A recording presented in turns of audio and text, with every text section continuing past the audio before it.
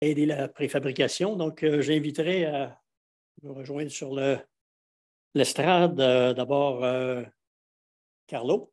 Il va agir en tant qu'animateur ou modérateur, on verra. Monsieur Guy Paquin, Madame Chantal Germain et finalement Éric. Si vous voulez bien vous joindre, vous installer. Et dans la façon qu'on va procéder, chacun des trois panélistes va présenter un peu la vision dans leur entreprise. Et par la suite, il y aura discussion avec le panel. Donc, j'inviterai d'abord M. Paquin à venir nous présenter la vision de la SQI. Oui. Oui. Donc, avancer. OK, c'est bon. Alors, merci. Alors, là où vous attendez beaucoup, hein, c'est le panel. À la fin, il faut que ça brasse, hein, c'est ça. Mais j'espère que vous avez préparé vos questions. Je dis toujours, moi, avant de commencer ma présentation, creusez-vous la tête là, pour nous poser des questions embêtantes. C'est ça qui nous garde allumés. Fait que vous avez quelques minutes pour réfléchir à ça. Alors, dans le fond, on a parlé un petit peu indirectement. Le plan d'action sur la construction, ça a été lancé en mars 2021. Et puis, l'objectif principal du plan, en fait, il y en a deux. C'était accroître la productivité dans l'industrie de la construction, puis apporter une solution un petit peu à la pénurie de main-d'œuvre. Dans le fond, on l'a vu sur une diapositive, là, plutôt la productivité au niveau de la construction, c'est carrément anémique. On est l'avant-dernier secteur en termes de productivité avant la chasse et la pêche. Alors, je pense qu'on peut prendre ça de négatif ou on peut prendre ça vraiment positif. On a beaucoup de marge pour s'améliorer. Alors, dans la plaque, pour améliorer tout ça, ils ont dit on va forcer sur la transformation numérique. Et puis, pour s'en aller dans le numérique, c'est quoi? C'est le BIM, on en a parlé toute la journée, toute l'après-midi. Donc, tout ça, ça a débouché sur une feuille de route, parce que le BIM, on ne peut pas dire une petite injection de BIM, ça va fonctionner. Comme disait Ivanka tout à l'heure, juste le BIM, quand on fait juste forcer ça, ça ne marche pas. Là, c'est une feuille de route sur 5 ans. La SQI est principal porteur avec le ministère des Transports, ministère des Transports et Développement durable et de Mobilité durable. Et puis, on a 4 autres grands donneurs d'ouvrages publics avec nous dans tout ça. Donc, cette feuille de route-là est sur 5 ans avec une mise à jour à chaque année. Et puis, tout ça, c'est pour donner une cible à l'industrie. On ne fera pas ça tout seul, on fait ça avec l'industrie. Ça fait déjà 2 ans qu'on travaille avec l'industrie. Et puis, on donne la chance de chacun des donneurs d'ouvrage de dire notre cible, c'est ça ou ça ou ça. Et chacun, dans l'industrie, dans chacun des écosystèmes, parce qu'on a divisé tout ça en 4 grands écosystèmes qui sont les bâtiments institutionnels, les bâtiments d'habitation, les actifs industriels et puis les génie civil et voiries. Donc, l'industrie est capable de se retrouver dans ces 4 grands écosystèmes. Puis avec les cibles, on est capable de dire dans l'industrie, je vais m'en aller par là et puis je vais être capable d'être déployé en BIM puis d'avoir ce qu'il faut pour remplir les mandats en BIM. Donc, les 6 grands donneurs d'ouvrage sont là. La feuille de route, c'est une feuille de route qui n'est pas seulement dire on va demander que les ingénieurs, les professionnels, les entrepreneurs, tout ça, répondent à des appels d'offres en BIM et puis se dotent d'une infrastructure technologique. Non, parce que la technologie, c'est un seul des éléments, puis la feuille de route est en 6 axes. Donc, on a plusieurs autres axes qui sont dans cette feuille de route-là, incluant la formation qui est incontournable. Et puis, comme je le dis souvent, ne pensez pas là, vous lancer dans le BIM en allant acheter un ordinateur chez Future Shop et puis en disant je vais être BIM. Donc, il y a tout un processus. Donc, le BIM, c'est c'est un processus supporté par la technologie. Dans tout ça, il y a aussi la collaboration. On l'a mentionné plusieurs fois. La collaboration, c'est la collaboration entre les individus, mais aussi entre les personnes morales, les entreprises. Donc, dans le BIM, il y a aussi les contrats dans la feuille de route, c'est-à-dire il y a aussi les contrats qui sont touchés. Et puis, on a plusieurs modes d'attribution. Puis là, j'en arrive au sujet d'aujourd'hui. Mais il y a plusieurs modes. Et puis, chez nous, c'est un petit peu comme ça, à la SQI, qu'on a identifié les modes, les différents modes, des modes classiques et des modes innovants. Dans les modes innovants, il y a des modes collaboratifs. Et puis, là, j'ai entendu plusieurs fois, moi, ce serait le fun si on pouvait, tout le monde, les professionnels, les entrepreneurs spécialisés, être tout le monde ensemble dès le début. Bien, tabarouette, je viens de vous donner de l'espoir.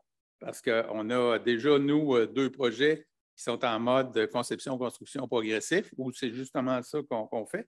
On ne sélectionne plus les entrepreneurs sur le plus beau coup, mais sur leur capacité à livrer un bon projet et leur capacité à collaborer.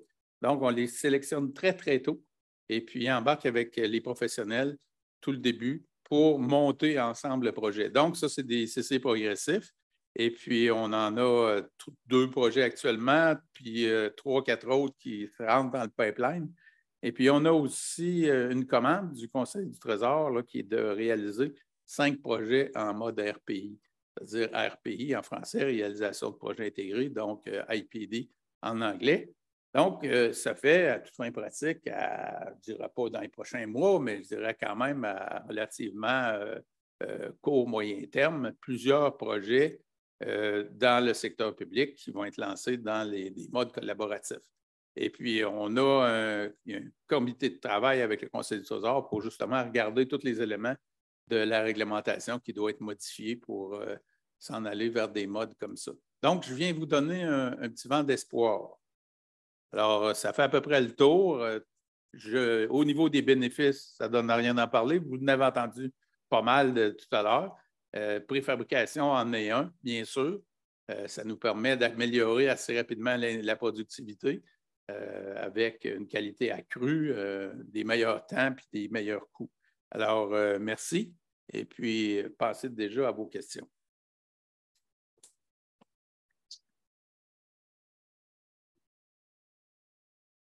J'inviterai maintenant Mme Chantal Germain, qui est conseillère principale planification stratégique à la direction de l'efficacité des projets de construction et réfection chez Hydro-Québec.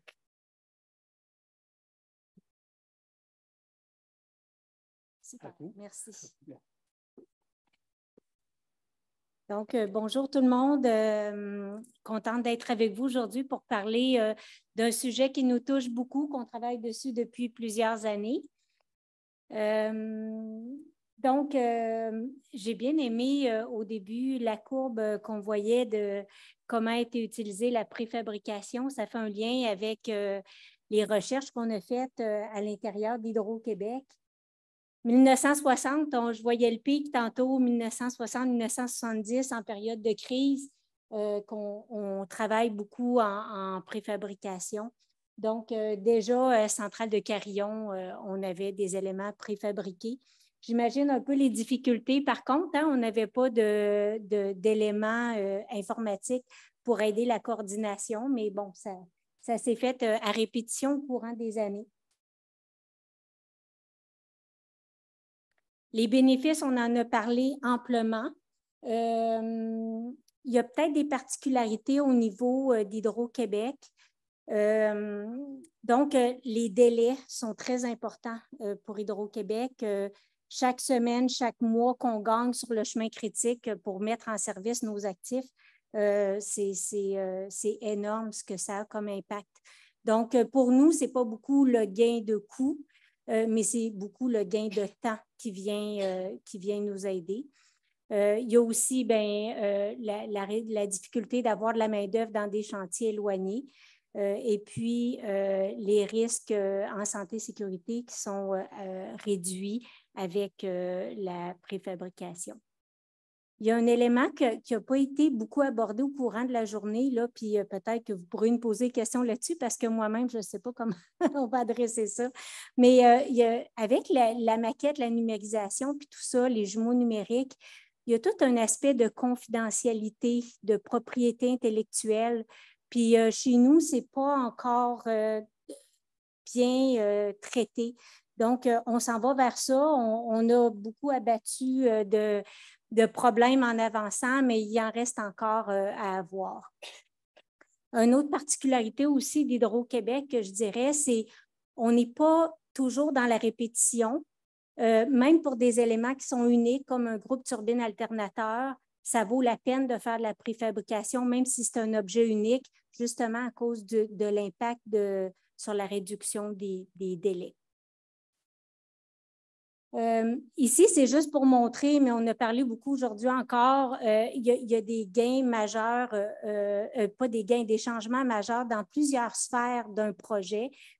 Comme par exemple, si on ne dit pas qu'on veut aller plus rapidement, bien, les gens ne feront pas de la préfabrication lorsqu'on va aller en appel d'offres. Donc, c'est important dès le départ de mettre nos objectifs pour intégrer la préfabrication au sein même de notre projet. Donc, je passe rapidement des cas de figure là, qu'on fait déjà chez Hydro-Québec depuis un bout de temps, là, des fondations dans des postes, les murs coupe-feu, les puits séparateurs, des dalles. Donc, ça, c'est des éléments qui sont déjà utilisés sur nos chantiers, mais qu'on veut comme multiplier pour l'avenir. Côté bâtiment, bien, il y a des bâtiments qui sont quand même assez répétitifs, là, qu'on essaye de standardiser les conceptions. Donc, ça aussi, c'est un élément qu'on travaille. Je parlais tout à l'heure des groupes turbines alternateurs. On a réduit de 3,5 mois le chemin critique du projet de Romaine 1 avec du préassemblage d'un stator. Puis d'autres pièces des groupes. Là. Donc, juste ça, c'est très impactant pour nos projets de façon positive. Et puis, les charpentes métalliques aussi, là, qui arrivent plus assemblées qu'habituellement. Au niveau commande protection, là, ben, il y a beaucoup de systèmes maintenant qu'on est en train d'arriver toutes préassemblées, comme on a vu des belles présentations aujourd'hui là-dessus. Donc, ça fait le tour pour la mise en bouche pour le panel.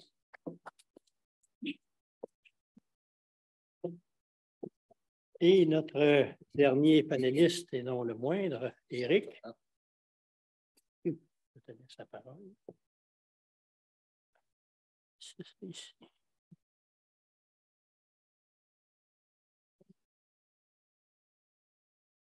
Bon. Alors, bonjour, heureux d'être ici.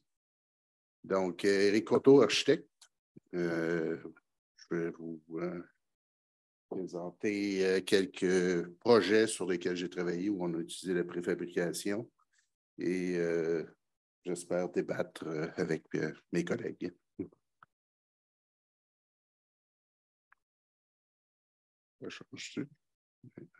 Bon.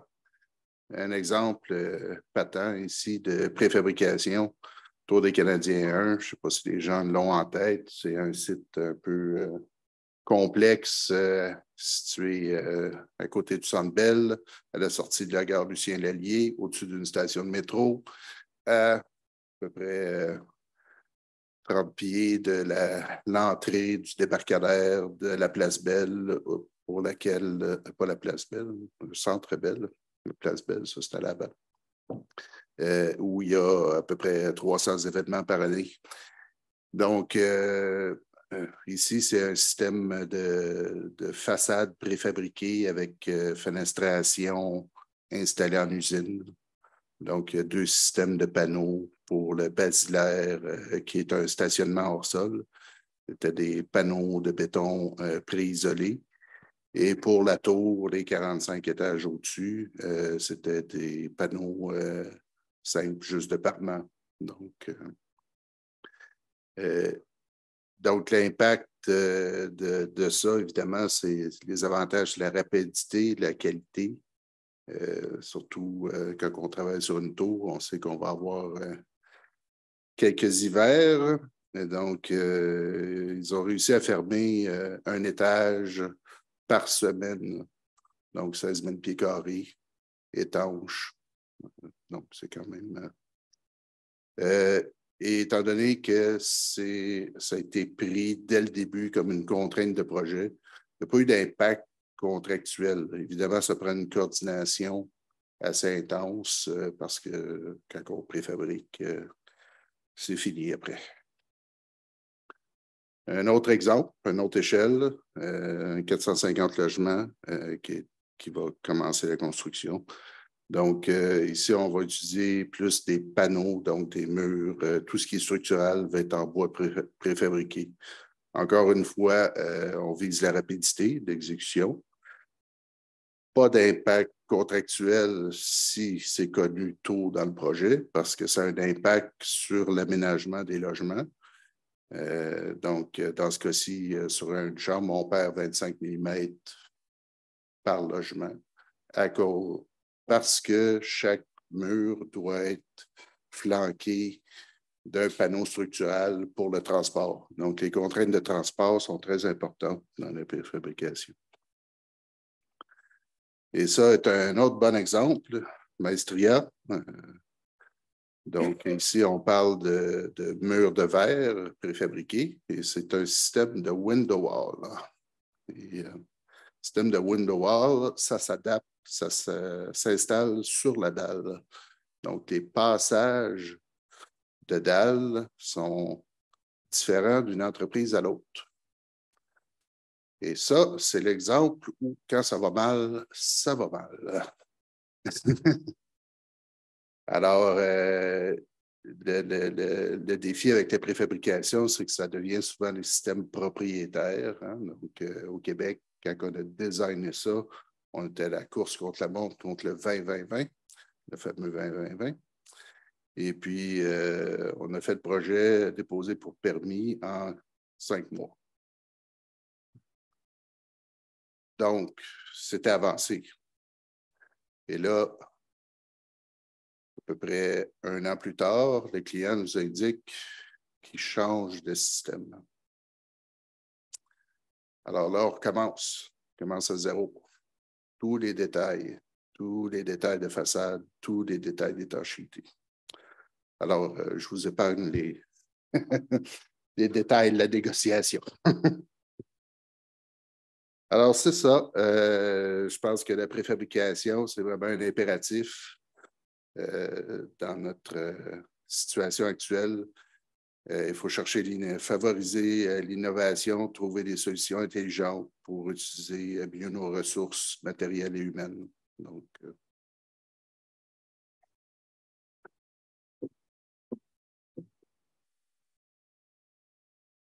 Donc, débattez. Donc, merci. Comme on s'est vu sur Teams l'autre jour, je vais vous appeler par vos prénoms. Hein? Donc, je m'excuse à l'avance. J'ai l'impression de vous connaître depuis longtemps. Je vais vous appeler par vos prénoms. Donc, aujourd'hui, on a parlé de plein d'éléments. Un mot qui est revenu souvent, c'est collaboration. Le besoin d'être impliqué en avant pour les fabricants. La productivité qui revient souvent. La capacité de gérer l'innovation, le besoin de standardiser, le potentiel de précision et de qualité, les blocs légaux. Il ne faut pas oublier les blocs légaux. Il y a un avantage qui a été cité aujourd'hui, c'est peut-être la première fois que je l'entends, fait que je vais l'ajouter à ma liste. La conciliation travail-famille avec la préfabrication. Je ne l'avais pas entendu avant, je vais l'ajouter à ma liste parce que je trouve ça vraiment intéressant. Fait que pour commencer le débat, je reviens à la collaboration. Éric, tu viens de présenter un projet où finalement, tu dis quand ça va mal, ça va très mal avec ce projet où il y a eu des changements en cours de route. Puis on sait que avec la préfabrication, la question du changement, et je pense que c'est quelqu'un qui en parlait tout à l'heure, disait, mais quand quelqu'un me demande de changer, je lui dis, c'est trop tard, on ne change plus. Donc, il faut comprendre que la préfabrication gère mal cette question de changement en cours de route. te poserais la question, même si on a un mode de réalisation collaboratif, mais ces questions qui sont liées peut-être à des clients qui sont, comment je pourrais dire, qui ont tendance à modifier leur conception et changer selon les humeurs. Ce n'est pas lié à la préfabrication, ce n'est pas lié à des modes de réalisation. Donc, comment comme professionnel, on gère cette situation? En fait, c'est ça. Ce n'est pas une question de préfabrication parce que dans ce cas-là précis, la préfabrication n'était pas entamée. Là, donc, mais à ce moment-là, ça devient plus une question de relation contractuelle client-professionnel où on doit avoir l'honnêteté puis la transparence de s'expliquer les choses. Puis, qu'est-ce que tu veux? On est une entreprise comme les autres. Ce n'est pas parce qu'on est architecte qu'on doit recommencer 12 fois. Tu sais.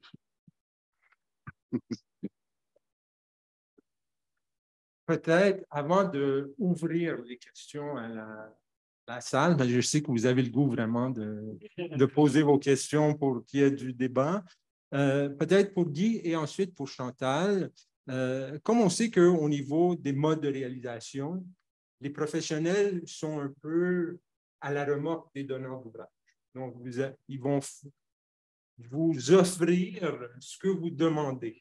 Donc, j'aimerais savoir comment vous vous positionnez par rapport à cette question des modes collaboratifs et surtout par rapport à des questions qui complexifient beaucoup le mode collaboratif, comme par exemple le choix du plus bas soumissionnaire, comme par exemple la question de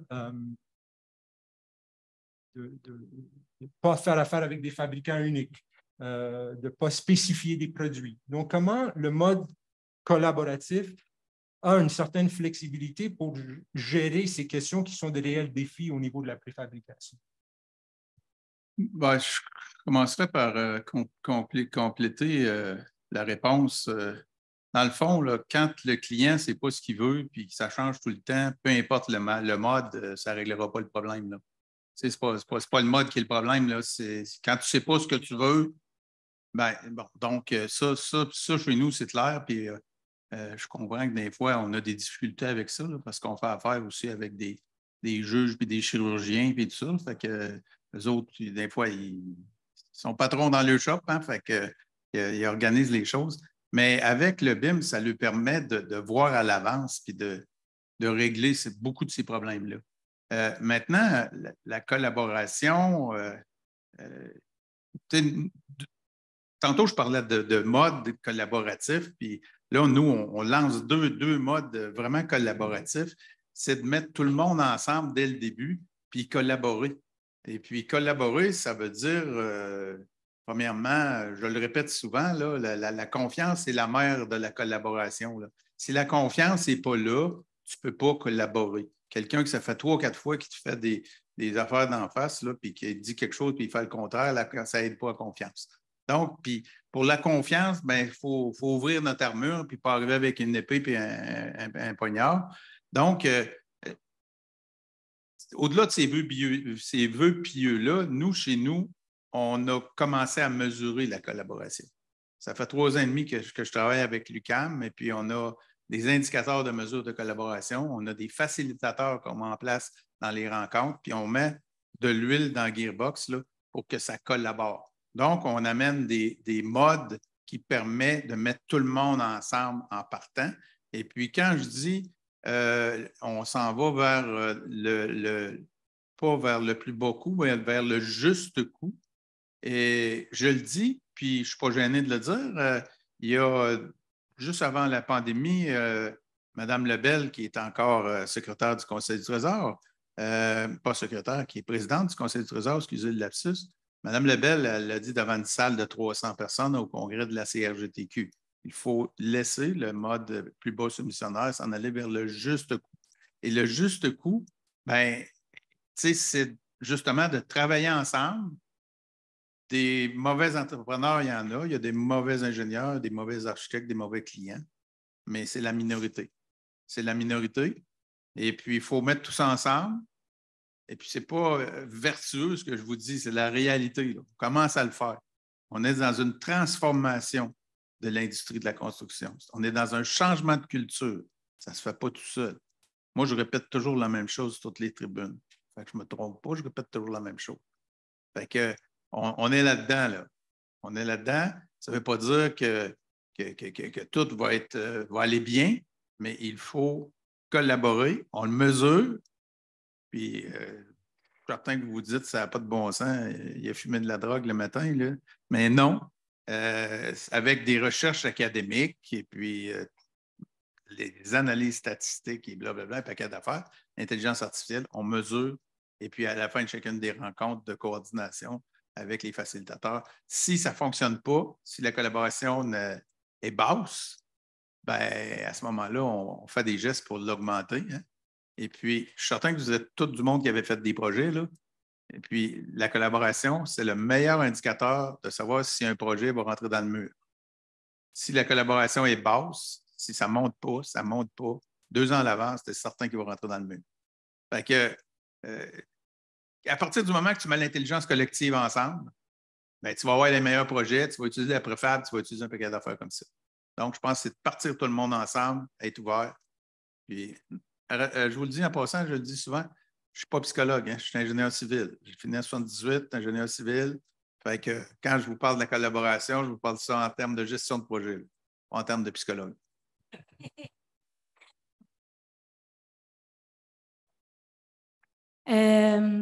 C'est sûr que c'est un gros changement parce que, tu sais, on a une shop qui roule hein, chez Hydro-Québec. On est environ 3 000 qui faisons des projets chez Hydro-Québec. On est 21 000, mais il y en a 3 000 qui travaillent sur les projets. Puis la machine, elle marche depuis plusieurs années d'une façon où on marche plus en course à relais. Hein? Donc, tu as le besoin de la personne qui exploite, qui après ça, elle passe la POC aux gens d'ingénierie. Nous, on se rend jusqu'au détail d'ingénierie, puis on donne la POC après ça aux gens qui vont faire les travaux. Là, dans le fond, on n'a plus le choix. Il faut changer notre façon de faire. On en est conscient. Et puis, on va dans les prochaines semaines partir avec un mode collaboratif pour quelques projets, pour roder puis pour ajuster tout notre processus, notre cycle de vie de projet en fonction des expériences qu'on va vivre dans les prochains mois avec vous. Et puis, après ça, ça va être un tournant à faire là, pour pouvoir adapter le reste de toute la machine pour marcher en mode collaboratif. Donc, j'ai de l'espoir aussi, comme Guy dit. Il y a de l'espoir pour mettre un mode collaboratif, mais il fallait arriver au moment où ça devenait comme impossible de continuer de la façon traditionnelle qu'on faisait maintenant. J'ai une autre question, mais avant de la poser, j'ai envie d'ouvrir à la salle si vous avez des questions. Moi, j'aurais une question. En tant que sous-traitant, on se bute des fois à soit la hiérarchie entrepreneur et ensuite ingénieur, tout ça, mais même quand on réussit à parler directement aux ingénieurs, on voit que les ingénieurs, en fait, ils me répondent « j'ai pas de budget pour analyser ce que tu me proposes. Maintenant, je suis juste en phase surveillance » ou des choses comme ça. Peut-être c'est un commentaire ou peut-être vous pouvez m'ouvrir une porte pour modifier ce genre de structure-là.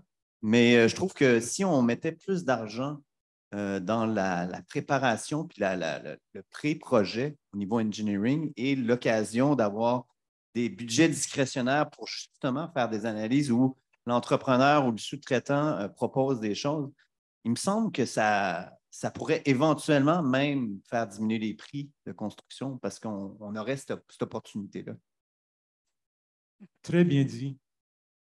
Ben, c'est justement un avantage qu'on espère aller tirer avec la collaboration. Donc, on rentre plus tôt dès le début de l'avant-projet les acteurs qui vont venir bonifier le concept. Fait qu'on va utiliser, dans le fond, l'intelligence externe pour venir améliorer nos projets. C'est pas qu'on mette de l'argent ou pas d'argent, je pense que c'est de mettre l'intelligence collective ensemble pour dire, je vous écoutais parler dans chacun de vos conférences, là, puis que TBC ou autre, tout ça, vous avez des sacrées bonnes idées, mais vous faites 95 de la job. L'entrepreneur général fait 5 les spécialisés font 95 Fait quand, dans un mode collaboratif, nous, on fait des centres de détention, par exemple. C'est sûr que quand tu es dans un type de bâtiment, peut-être les poignées de porte ne sont pas intéressantes, pas utile de modéliser, mais quand tu es dans un centre de détention, ben, tu vas faire venir le gars de serrurerie, de tout ça, tu vas le faire venir à table.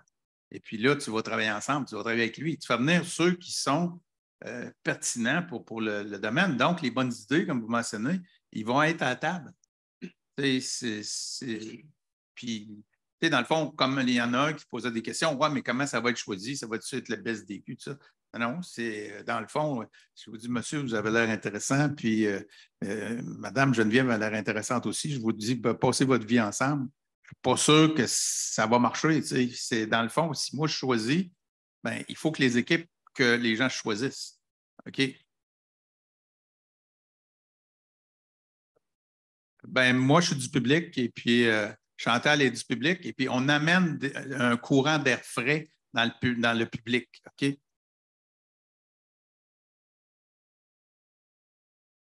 Non, on est en train d'en faire. Oui. Parce qu'il y a des gens. J'aime ça en passant, j'aime ça. Allez-y. Bonjour Guy, ça fait longtemps qu'on ne s'est pas vu. Oui, ça fait longtemps. Alors, effectivement, je ne sais pas, moi, je demande à AGF, justement, de venir contribuer à la conception pour trouver des idées, trouver des façons, des méthodes, etc. Mais je ne peux pas parce que je suis en mode soumission. Oui, je vais poser des questions lors d'ADANDA, etc. Mais je n'aurai jamais l'opportunité d'avoir la contribution de ce gars-là parce qu'il n'est pas dans mon choix.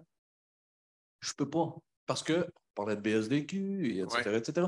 Fait que, la ligne est loin, la ligne est longue avant de pouvoir atterrir sur un collaboratif. Tu as parfaitement raison. Demain matin, il va encore rester des projets en entreprise générale. Mais nous, on s'est doté depuis environ 3 ans et demi, 4 ans, tout un processus de sélection du mode en fonction du projet. C'est sûr qu'un projet qui est simple, que tu n'as pas de questions, il n'y a pas de complications, tu vas tendre à faire une entreprise générale. Mais dans les projets, quand c'est plus compliqué, ça peut être pas nécessairement une complication au niveau technique, une complication au niveau de mise en œuvre, des trucs du genre. Comme là, on a un projet, on souhaitait vraiment avoir de la préfabrication. Donc, on a dit, bien, regarde, on va le faire en mode conception, construction progressif. Donc, à ce moment-là, les équipes se choisissent, on évalue sur la capacité à bien livrer le projet. On fait des ateliers d'évaluation de la collaboration avec les équipes réelles. Et puis, on évalue la collaboration et on sélectionne sur cette base-là. Donc, tu sais, puis moi, je suis au public, là, on a eu l'oreille attentive du Conseil du Trésor là-dessus qui accepte de faire ça et puis qu'on s'en va vers des modes. Tous les projets ne seront pas réalisés comme ça, mais je pense que ça va donner un trend, une orientation dans le secteur de la construction. Puis, dans une situation comme ça, si on dit un projet, on maximise la préfab. Donc, bien sûr que l'équipe qui va se monter, c'est une équipe autour de la préfab.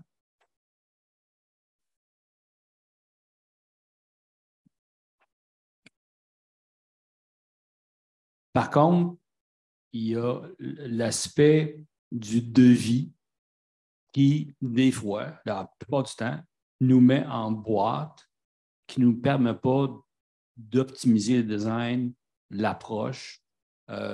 Des concepts qui sont là depuis 1975. On l'a tout à fait comme ça. Il n'y a pas de raison de changer.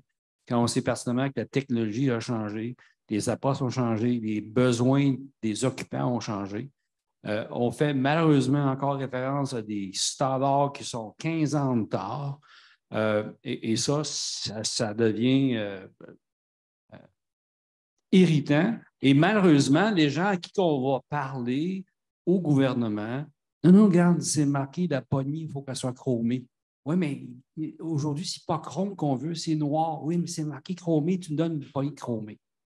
Il y a ce problème-là, et ça, encore une fois, c'est un irritant et ça enlève la créativité de donner des projets intéressants au public.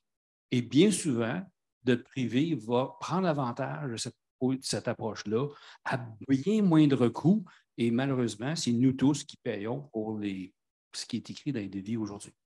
Vous avez parfaitement raison et on est conscient de ça. On est conscient. Et puis, c'est pour ça que quand on s'en va dans des modes conception-construction, nous aussi, on apprend, on évolue, nous autres aussi. Puis l'industrie est en même place. On s'en va dans un mode conception-construction, vers des devis de performance. On demande des performances plutôt que de spécifier certaines choses, comme vous mentionnez, une poignée de porte ou des affaires. Je reviens au secteur carcéral, il peut y avoir des exigences parce que, on comprend. Mais oui, on s'en va, on comprend ça. On essaie de faire lever, nous autres aussi, on a des spécialistes à l'interne.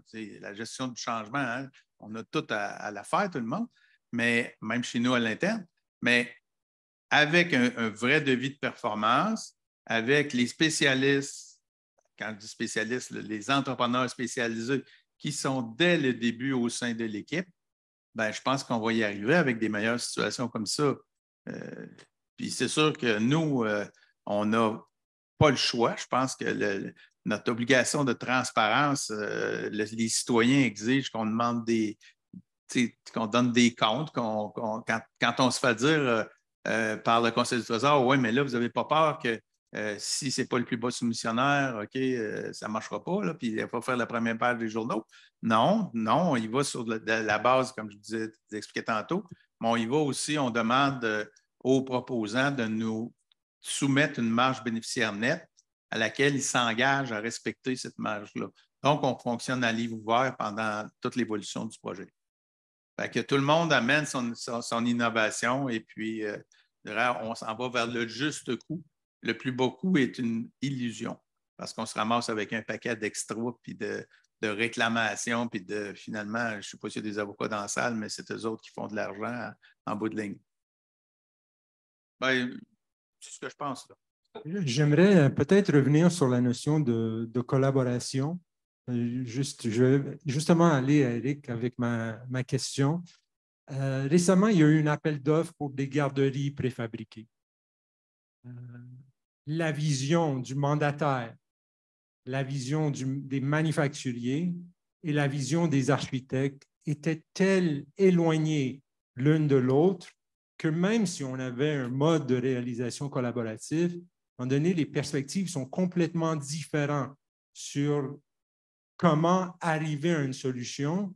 Est-ce que c'est le rôle finalement de l'architecte d'encadrer finalement la coordination et la collaboration entre ces différents champs? Parce qu'on parle vraiment de différents champs qui ont des valeurs complètement différentes. Et quel rôle l'architecte peut jouer dans ce rapprochement des différents champs? En fait, dans le mot collaboration, il y a ensemble.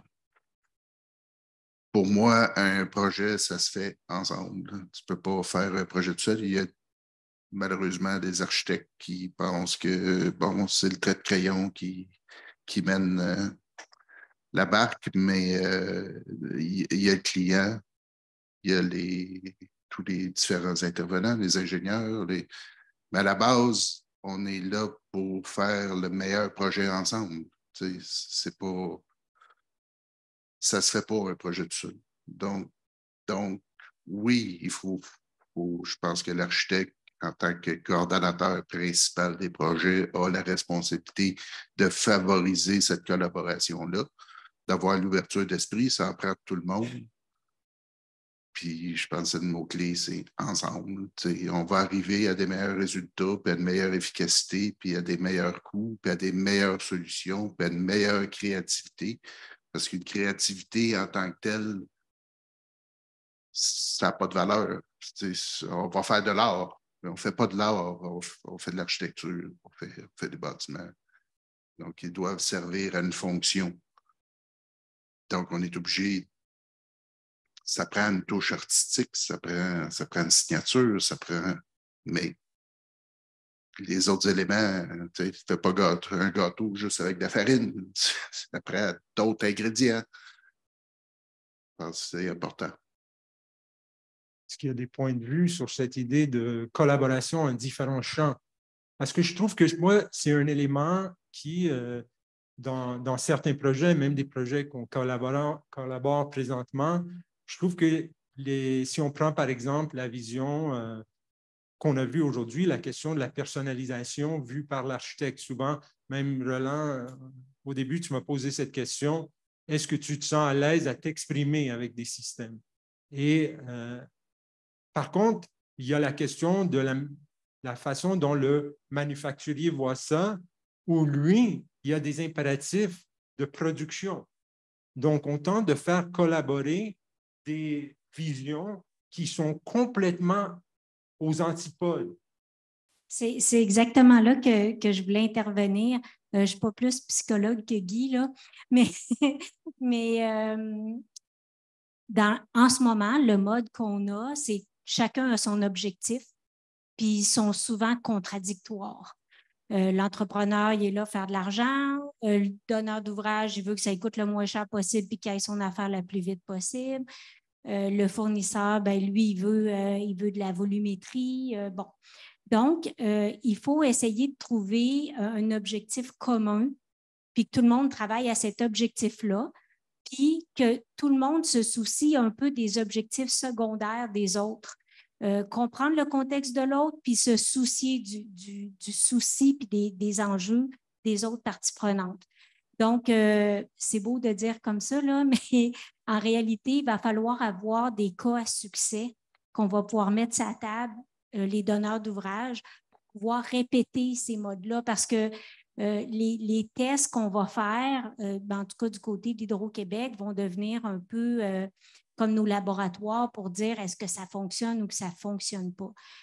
Puis la façon qu'on va le faire, comme Guy disait, puis moi aussi je le crois à 100%, c'est est-ce que la collaboration est là ou non? Parce que c'est un go-no-go pour le succès du projet.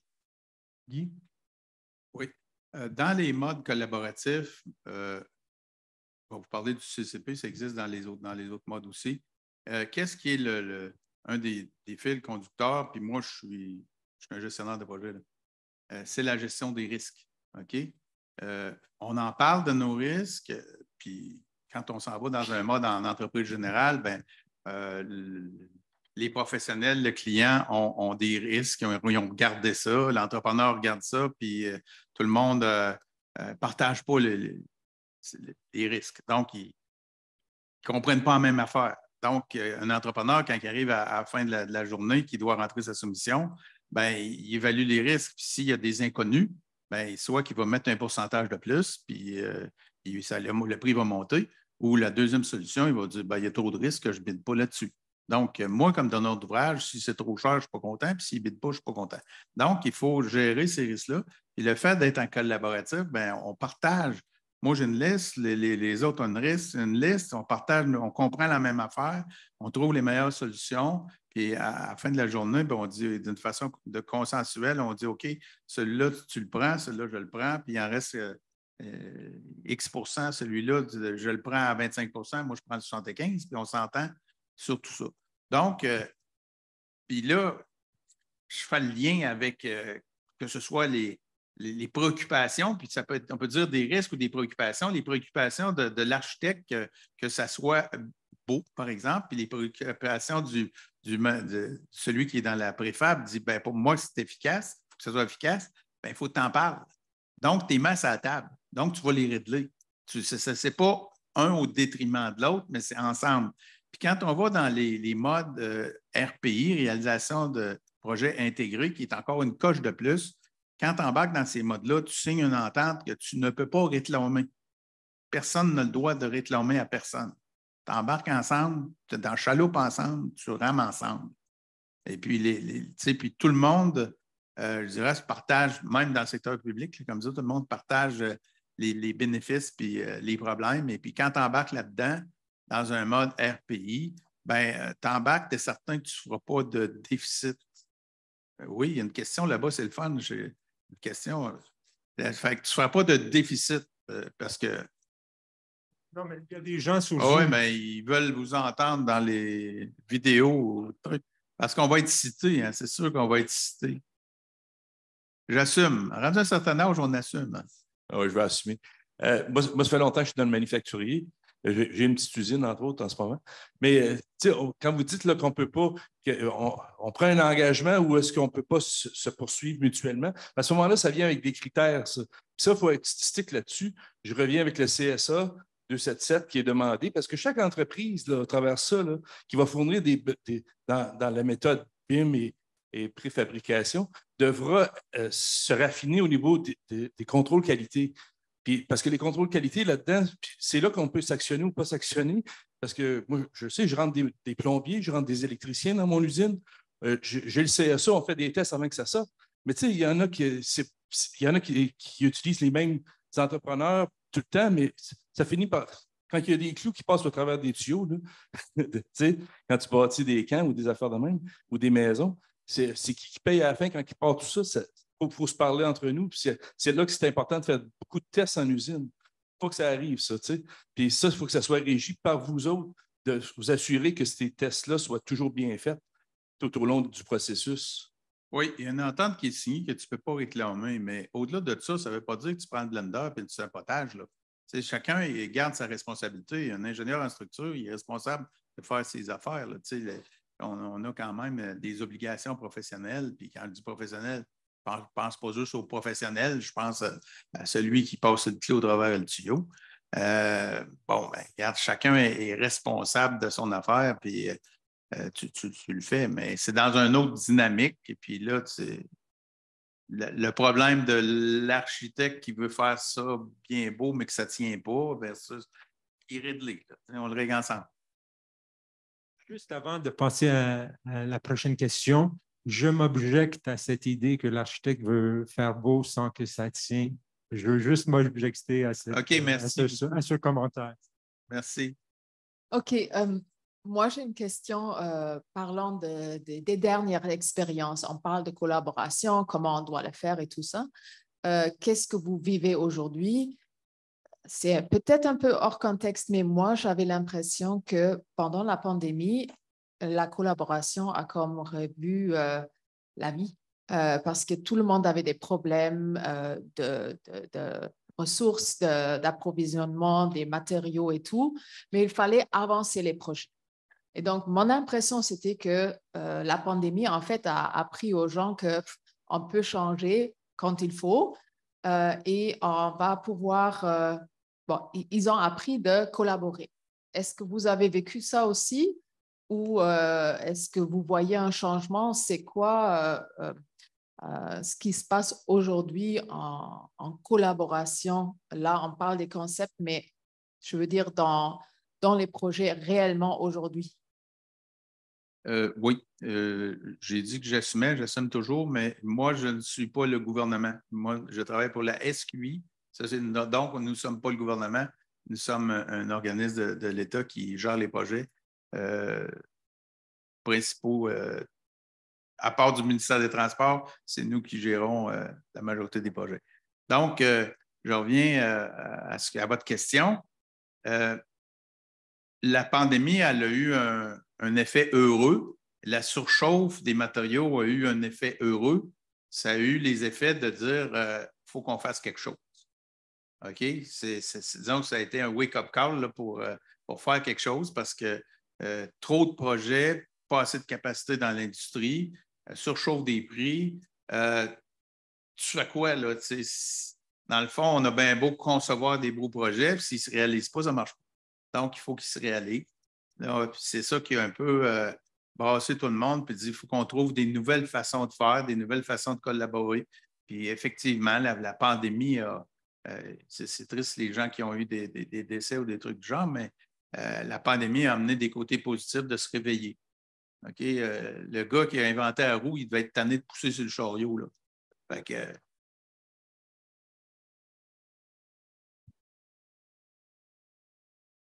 En fait, la pandémie a amené certaines optimisations aussi.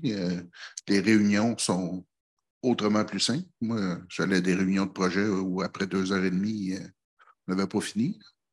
Maintenant, 1 heure bien emballée, c'est réglé.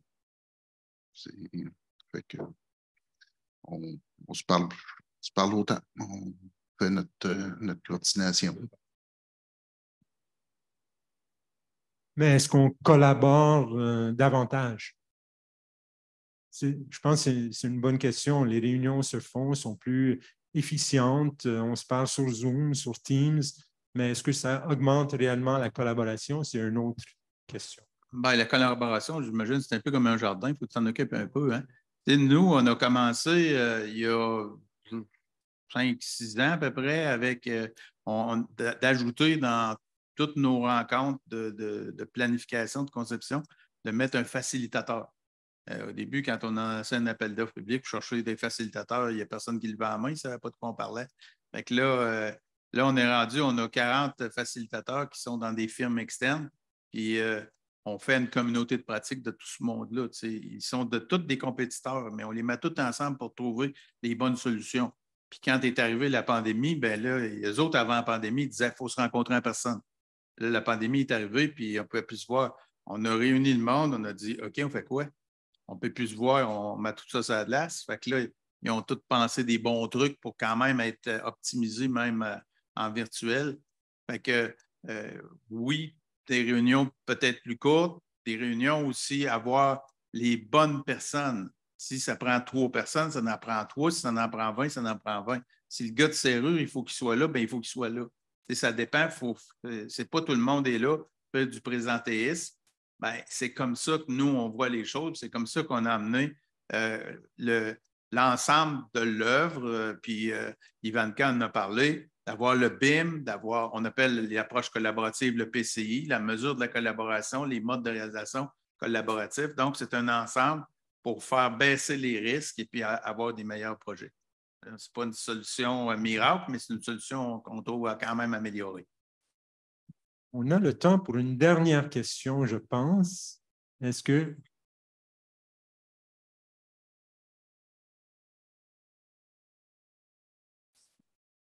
En fait, c'est en mode de collaboration, Guy.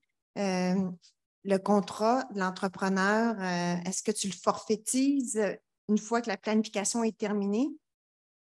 Non, on part avec au départ un prix cible.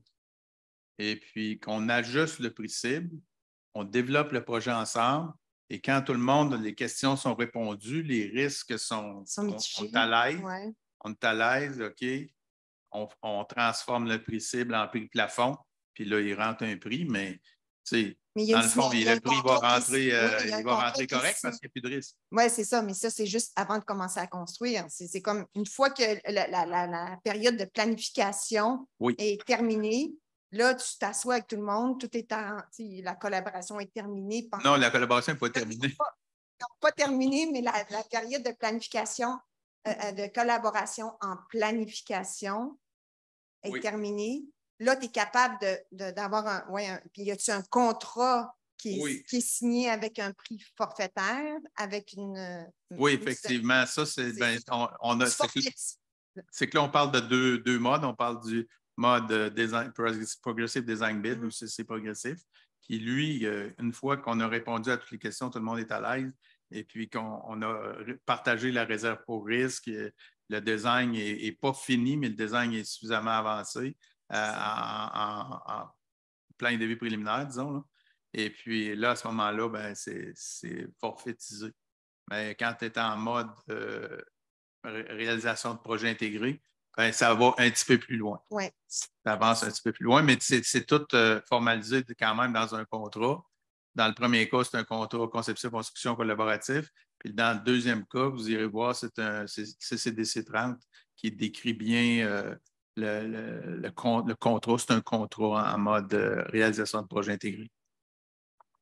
Alors, j'espère que je ne vous ai pas trop perdu ou que vous n'avez pas trouvé que j'étais un petit peu flyé, mais ben merci.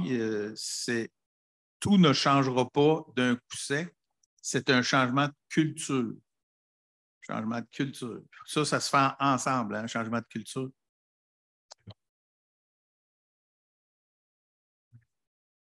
Merci, Guy. Chantal, un petit mot de la fin, peut-être, mais je vais reprendre après si tu veux dire quelque chose sur la collaboration. Ça va? Donc, merci Guy, merci Chantal, merci Éric. Merci aussi à nos conférenciers. Je pense que tout le monde a beaucoup apprécié la journée. Donc, merci Vincent. Je vous appelle par vos prénoms parce que là, je vous connais. Patrick, Stéphane, Kevin, Sobi, Daniel, Geneviève, Ivanka.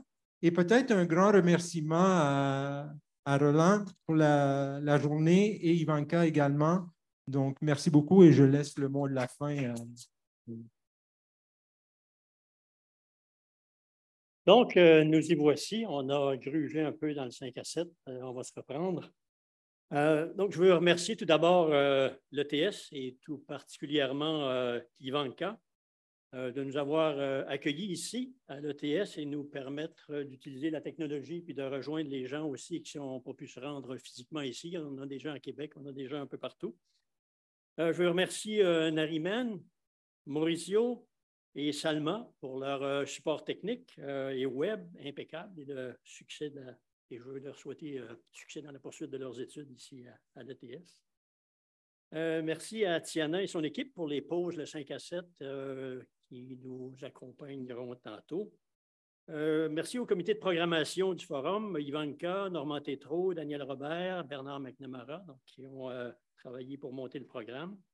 Finalement, un merci tout spécial à nos conférencières, conférenciers, panélistes pour la qualité de leur présentation. Je pense que ça a été très apprécié. C'est sûr que c'est très condensé. On n'a pas beaucoup de temps pour les gens, mais l'idée, c'était d'amener beaucoup d'idées pour, dans le futur, on va continuer peut-être à faire des webinaires le midi ou quelque chose comme ça, des petits webinaires d'1 heure pour poursuivre le mouvement puis de partager de l'information.